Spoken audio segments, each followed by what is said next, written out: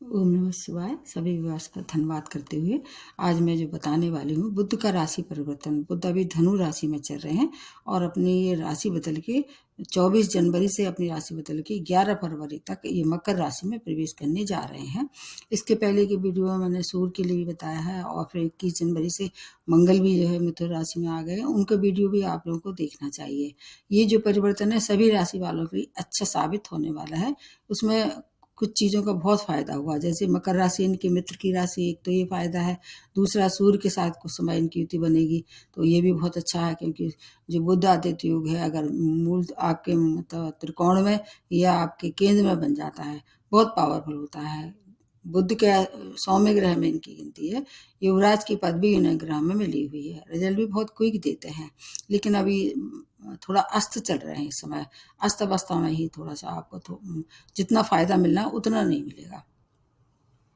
अभी ये गुरु और केतु की दृष्टि में भी हैं, ये भी एक अच्छी, ये भी थोड़ी सी चिंताजनक बात हो सकती है, लेकिन क्योंकि ये पारे के समान है, जिस राशि में बैठते हैं, पारा जानते हैं ना आप, जो कि थर्मामीटर में होता है, उस तरह के गुणधर्म अपना लेते हैं। इनकी बाल बुद्धि जैसे कह सकते हैं इसको। तो मकर राशि में प्रवेश करने के साथ शनि की, अगर शनि की स्थिति अच्छी है या शनि की महादशा अंतर्दशा चल रही है या बुद्धि की चल रही है, तब उनको ज़्यादा फायदा होगा। ये बात आपको बिल्कुल गांठ बांध लेनी चाहिए। सभी जितने भी लिसनर हैं, सब सुनने वाले हैं, मेरे जो चाहने वाले हैं, कि आप लोग उसको बार बार इस तरह से कहते हैं कि कुछ नहीं होता है। अब आप देख रहे हैं ना, दुनिया में कैलिफोर्निया में आग लगी है, युद्ध हो रहे हैं। अगर ये प्लानिट की नहीं होती कहीं अगर विशेष परिस्थितियाँ, तो ये नॉर्मल तो नहीं है, कहीं भूकंप आते हैं। तो आपको अपने नेटर चार्ट में देखना चाहिए कि महादशा अंतर्दशा किसकी चल रही है और ग्रह आपके कितने सपोर्ट में है। फिर आपको इसका फायदा या आपको हानि से अनुमान लगाया जा सकता है। अब इसमें उत्तराषाढ़ा नक्षत्र, श्रवण नक्षत्र से भी विचरण करेंगे, तो ये भी देखना होगा। उत्तराषाढ़ा नक्षत्र किसका है? सूर्य का नक्षत्र है। श्रवण नक्षत्र चंद्रमा का नक्षत्र है। इसमें जब जब अभी आ रहे हैं प्रवेश करके मकर राशि में, एक दृष्टि कहाँ पड़ेगी? इनकी चंद्रमा पे पड़ेगी, तो श्रवण नक्षत्र का स्वामी है। ऐसी बहुत सी छोटी छोटी बारीकी हैं इसमें, और आप लोग एकदम से वैसे उग्रता में इस बात को ले लेते हैं। ऐसा नहीं होता है, ग्रहों का असर होता है। अब आप ना माने, इसमें आपकी मर्जी है। अगर आप मैनेजमेंट क्षेत्र से जुड़े हुए हैं, अकाउंट से क्षेत्र से जुड़े हुए हैं, वाणी के क्षेत्र से जुड़े हुए हैं, व्यापारी हैं, और इसके अलावा पेट्रोलियम से या लोहे के व्यापारी हैं, उनके लिए समय बहुत अच्छा रहने वाला है। स्टूडेंट वर्ग के लिए भी अच्छा है, क्योंकि इन्हें बुद्धि का, वाणी का, इसके अलावा आपकी जो वाक्य पटता है, उसके लिए जाना जाता है। अब अगर नेटर चार्ट में गोचर में बहुत अच्छी स्थिति में है और सूर्य बुध का जो एक आदित्य योग का निर्माण हो रहा है, उससे उसका पूरा लाभ मिलने वाला है। क्योंकि इसके बाद की स्थिति भी इससे थोड़ी सी कम अच्छी होगी, लेकिन फिर भी ठीक होगी। नेक्स्ट जो होगा उसके बाद जमीन राशि में, फिर आपको बता दिया जाएगा, वो थोड़ा सा डिफरेंट होगी, लेकिन उसके लिए मैं ऐसे नहीं कहूँगी कि बहुत खराब होगी। अस्त चल रहे हैं, बस इतना ध्यान रखना, क्योंकि सूर्य के साथ निकटता में है इस समय। हर एक राशि वालों को अलग अलग तरह से फायदा देंगे। आपको सबसे पहले एक बार पुनः आपको याद दिला देते हैं, अगर आपने मेरी वीडियो को लाइक या सब्सक्राइब किया है, उसके लिए शायद दिल से धन्यवाद है। और जो नए लिसनर हैं, जो नए श्रोता हैं, उनको निवेदन है कि ज़्यादा से ज़्यादा वीडियो को लाइक कीजिए, सब्सक्राइब कीजिए। अगर हो सके तो थैंक्स का बटन भी दबा सकते हैं, वो आपकी इच्छा पे है। प्रारंभ किया जाए सबसे पहले मेष राशि से। आपको मेष राशि के आपके 10वें भाव में गोचर कर रहे हैं।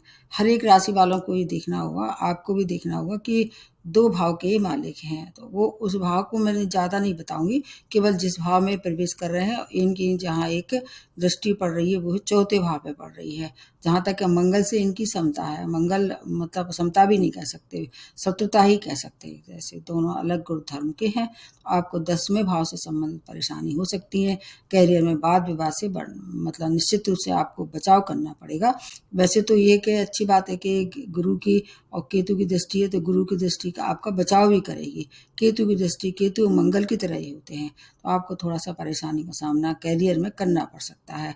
अगर कोई बड़े निर्णय लेना है कैरियर से संबंधित, तो किसी से विचार विमर्श करें, सोच समझ के बड़े निर्णय लें। यात्राएं जो करते हैं वो आपके लिए लाभप्रद रहने वाली हैं। ऋण से मुक्ति के लिए समय बहुत अच्छा है। और अगर आप शत्रु आपको परेशान कर रहे थे, तो शत्रु भी शांत हो जाएंगे। जल्दबाजी में कोई निर्णय नहीं लेना है। आपको थोड़ी सी मेहनत जरूर करा देंगे, लेकिन फल बहुत अच्छे रहने वाले हैं। क्योंकि अभी आप मेष राशि वालों के लिए मैंने आपको बार बार कह रही हूँ कि जो अभी 7.5 का जो चल रहा है, मतलब आगे आने वाला जो प्रभाव, उसको ध्यान में रखते हुए 29 मार्च तक के लिए जो भी काम आपको करना है, शुभ कार्य करना है या नए काम की शुरुआत करना है, कर लीजिए। उसके बाद की स्थिति आपको थोड़ा सा परेशानी में डाल सकती है, लेकिन ऐसा नहीं है। महादशा अंतर्दशा अच्छी ग्रह की चल रही हो तो सपोर्ट भी हो सकता है। फिर भी आपको बड़े निर्णय में सावधानी रखना है, क्रोध पर नियंत्रण रखना सबसे ज़्यादा महत्वपूर्ण होता है। क्योंकि मेष राशि वाले थोड़े से जल्दबाज और क्रोधी नेचर के होते हैं। रेमेडी सबसे बाद में बताती हूँ। उसके बाद नेक्स्ट जो बनती है वो वृषभ राशि।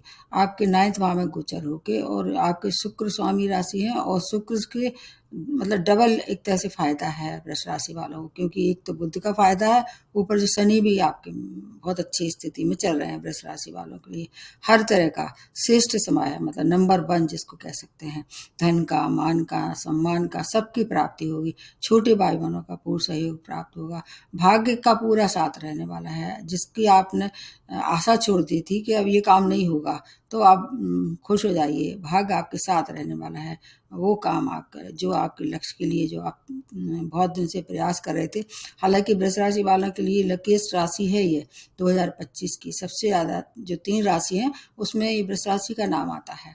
पिता के साथ मिलकर कोई नए कार्य की शुरुआत कर सकते हैं। संतान, शिक्षा, प्रेम प्रसंग, शेयर मार्केट, सबसे बहुत अच्छा आर्थिक लाभ के साथ साथ प्रेम विवाह भी इस दौरान आप कर सकते हैं। अगर आप शोध कार्य से जुड़े हुए हैं तो बहुत उसमें भी अपार सफलता होगी। स्टूडेंट के लिए, हायर एजुकेशन के लिए समय बहुत ज़्यादा अनुकूल है, और अगर आप चाहें तो मनचाही जगह आपको एडमिशन मिल सकता है। बुद्धि और आकर्षण की क्षमता आपके अंदर ऊंचाइयों तक पहुंचा देगी। व्यय थोड़ा जरूर करना पड़ेगा, व्यय अच्छे कामों पे करना चाहिए। आपके अगर ऐसा बन ही रहा है कि आपको व्यय करना है तो अपने घर में कोई धार्मिक आयोजन कीजिए, या कोई ऐसा मांगलिक कार्य अगर कहीं करना चाह रहे थे इस दौरान कर लीजिए, तो उससे दोहरा फायदा हो जाएगा। आपको हेल्थ से संबंधित थोड़ी थोड़ी और ग्रहों की वजह से परेशानी हो सकती है, जैसे सर्दी, खांसी, जुकाम, उसमें आप नियंत्रण कर सकते हैं आसानी से। कोई मेजर प्रॉब्लम नहीं दिखाई दे रही है, और बल्कि मैं तो ये कहती हूँ कोई बड़ी बीमारी से आपको रोग मुक्त करा देंगी। ये आपके लिए समय बहुत श्रेष्ठ रहने वाला है। नंबर 1 पे आ जाती है वृषभ राशि। उसके बाद नेक्स्ट जो बनती है वो मिथुन राशि। अष्टम भाव में गोचर हो रहे हैं। आपकी तो स्वामी राशि है, तो आपको मिला जुला प्रभाव देंगे। लेकिन क्या है कि मकर राशि से अगर देखें तो शनि और बुध दोनों मित्र हैं। ये भाव उतना अच्छा नहीं है, लेकिन फिर भी कुछ ना कुछ चीज़ों में आपको भी फायदा होगा। जैसे आपके अगर गुप्त विद्या में रुचि थी, या अध्यात्म में आपकी कहीं अच्छी पकड़ थी, या आप उस ओर जाना चाह रहे थे, उसके लिए समय बहुत अच्छा है। उसमें अगर पहले से ही इन्वॉल्वमेंट है कहीं भी इस तरह से, जैसे कि एस्ट्रोलॉजी है, ऑकल्ट साइंस है, या तंत्र विद्या है, उसमें ग्रोथ हो सकती है इस दौरान। धन के मिलने के प्रबल योग हैं, क्योंकि एक दृष्टि जो पड़ेगी सेकंड हाउस पर, तो बहुत प्रबल संभावना दिखाई दे रही है। कोई धन की प्राप्ति होगी, संपत्ति का कोई अगर आप अटका हुआ था मामला तो वो सुलझ जाएगा। जॉब में चेंज करते समय आपको किसी से सलाह लेने की आवश्यकता है। वाणी पे नियंत्रण रखना होगा। कई बार ऐसा होता है कि जो मिथुन राशि वाले होते हैं ना, थोड़े से ज़्यादा टॉकेटिव होते हैं, तो बात बात में किसी का भी हास प्रयास उड़ा देते हैं। उस पर आपको ध्यान रखना है। इतना आप कर पाते हैं तो आपके लिए समय बहुत अच्छा है। आप अपने प्रेम प्रसंग को बचाना चाहते हैं तो उन पर भ्रम ना करें, और इसके साथ उधार का लेना देना भी आपके लिए उतना अच्छा अभी अनुकूलता भरा नहीं है। रोग अगर देखे दृष्टि से देखा जाए तो पेट के रोगों के लिए समय थोड़ा सा परेशानी हो सकता है। क्योंकि सेकंड भाव पर जब दृष्टि पड़ेगी तो चटपटा खाने का या इस तरह से अगर आपका मन होता है तो उस पर थोड़ा सा नियंत्रण रखें। ऐसा नहीं कह सकते हैं कि बिल्कुल नहीं खाना है। एक सीमित उसमें कहना चाहिए मात्रा में खाने से फिर आपका हेल्थ भी आपकी मेंटेन हो सकती है। समय आपके लिए अच्छा है, क्योंकि स्वामी राशि है कि कोई भी अपने घर का अहित नहीं करता है, इसलिए समय बहुत अच्छा है ये।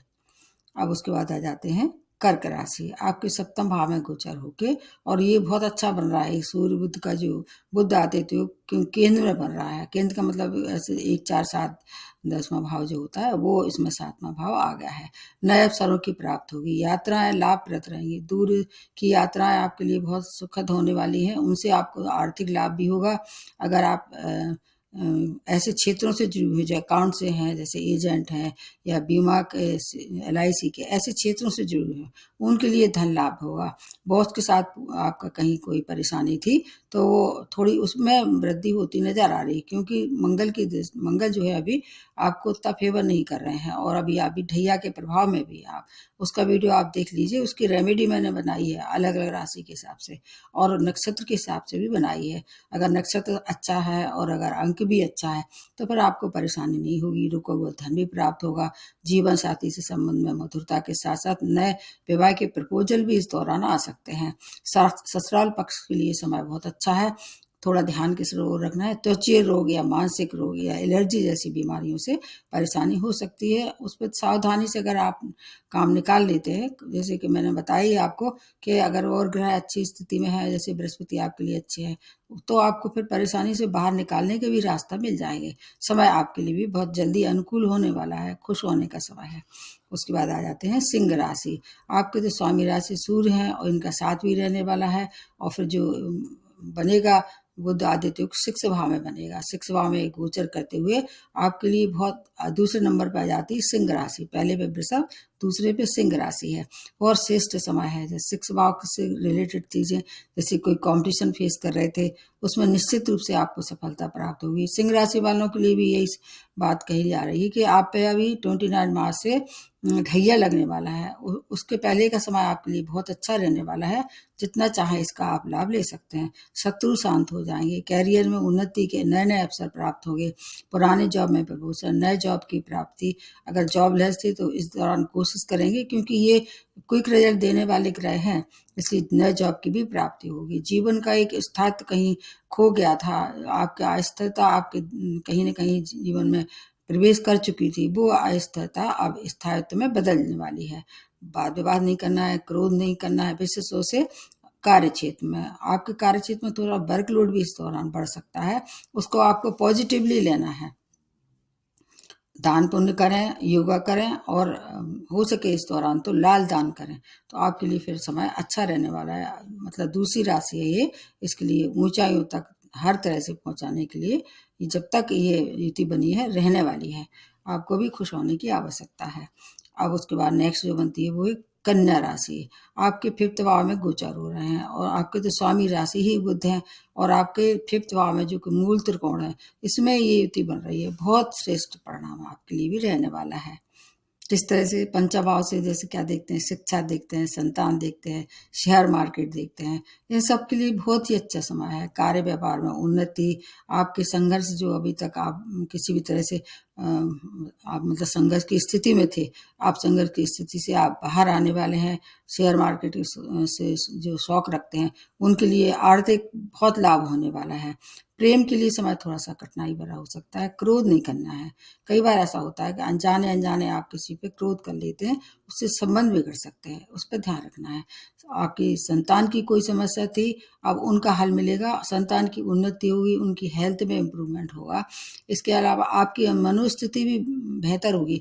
पंचम भाव किसका, बुद्धि का भी है, तो आपकी मनोस्थिति बहुत बेहतर होने के साथ आत्मबल में वृद्धि भी ये करने वाले हैं। कन्या राशि वालों के लिए समय भी अच्छा है। और इसके अलावा अगर रेमेडी देखनी है तो मैं आपको थोड़ा सा लास्ट तक वीडियो देखना पड़ेगा। उसके बाद आ जाते हैं तुला राशि। आपके 4थे भाव में गोचर हो रहा है, तो ये भी केंद्र भाव है एक तरह से, इसमें भी बहुत अच्छा लाभ होगा। इसमें तुला राशि वालों के लिए भी उतना ही फायदा है जितना कि वृषभ राशि वालों के लिए, क्योंकि इसमें एक फायदा ये है कि जैसे कि बुध और शुक्र दोनों मित्र हैं और शनि से भी मित्रता है और तुला राशि में तो सूर्य बहुत अच्छे होते हैं, इसलिए आपके लिए ये 4था भाव है। 4थे भाव की से एक दृष्टि कहाँ पड़ेगी, आपके 10वें भाव पे। कैरियर में ऊंचाइयों तक पहुंचाने का समय आ गया है। आप इंतजार खत्म होने वाला है, आप उसका लाभ लीजिए। आपका मन चाहे स्थान परिवर्तन हो सकता है, कोई उच्च पद की प्राप्ति हो सकती है, विदेशी यात्राएं सार्थक रहने वाली हैं, भूमिमान के सुखों में वृद्धि, माता की हेल्थ में इम्प्रूवमेंट हो सकता है। अगर आप ऐसे क्षेत्र से जुड़े हैं जैसे रियल एस्टेट है या ऐसे प्रॉपर्टी से संबंधित कोई कार्य करने में आपका रुचि है या नए काम की शुरुआत करना चाह रहे थे, उसके लिए भी समय बहुत अच्छा है। घर में सुख समृद्धि के साथ साथ मानसिक शांति रहने वाली है। आपको अपना थोड़ा सा हार्ट का ध्यान रखना पड़ेगा। 4था भाव से थोड़ा ये भी देखते हैं, हार्ट पेशेंट है तो उसका ध्यान रखना पड़ेगा। और अगर किसी को पैसा उधार लेना देना है, उसमें थोड़ा आपको बुद्धिमानी से अपना जो भी निर्णय लें बुद्धिमानी से लें। ये बस थोड़ी सी ये कठिनाई हो सकती है। ध्यान करें, योगा करें, आपके लिए समय भी बहुत अच्छा है।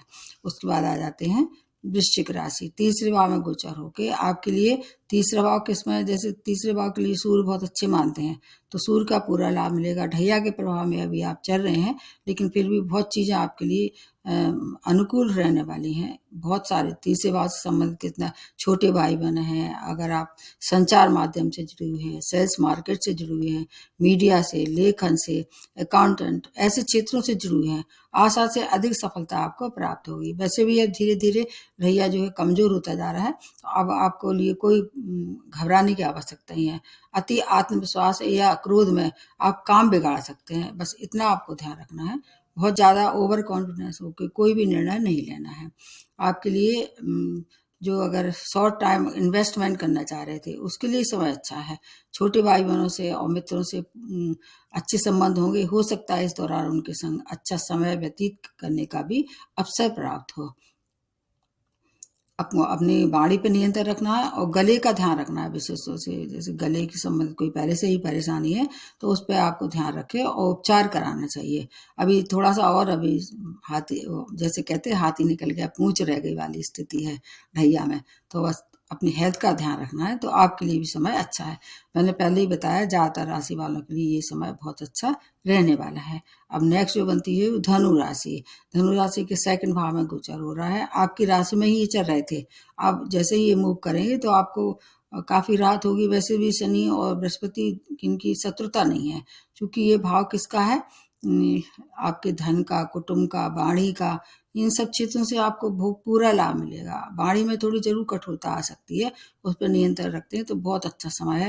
विशेष रूप से ऐसे क्षेत्र जो वाणी से जुड़े, जैसे वकील हैं या अध्यापक हैं या व्यापारी हैं। वाणी, व्यापार में भी वाणी का बहुत ज़्यादा महत्वपूर्ण रोल होता है। कोई अच्छा दुकानदार होगा, आपको मीठी मीठी बातों में फंसा के अपना काम निकाल लेगा। अगर उसके विपरीत कोई ऐसा व्यापारी होगा, वो भले ही कम दामों में दे, लेकिन अगर उसकी बोली अगर ऐसी होती है जो आपको चुभने वाली होती है, तो ऐसे लोगों से फिर लोग दोबारा जाते नहीं हैं। इसलिए आपकी वाणी के दम पे आपको बहुत सारा फायदा होने वाला है। पुराने जॉब में प्रमोशन, नई नौकरी, पुराने जॉब में प्रमोशन, नई नौकरी की जो तलाश है वो समाप्त होने वाली है। पैतृक संपत्ति का मामला अगर उलझा हुआ तो सुलझ जाएगा। परिवार के साथ मेल जोल रहने वाला है। आपके लिए विशेष ध्यान रहने वाली बात यह है, खाने पीने का बहुत ध्यान रखना पड़ेगा। बस खाने पीने का ध्यान रखते हैं, क्योंकि इसमें क्या है, धनु राशि अभी जल्दी ही ढैया के प्रभाव में आने वाली है। उसके पहले का ये समय आपके लिए बहुत अच्छी तरह से धन लाभ होने वाला है, परिवार का साथ रहेगा, सुख समृद्धि होने वाली है।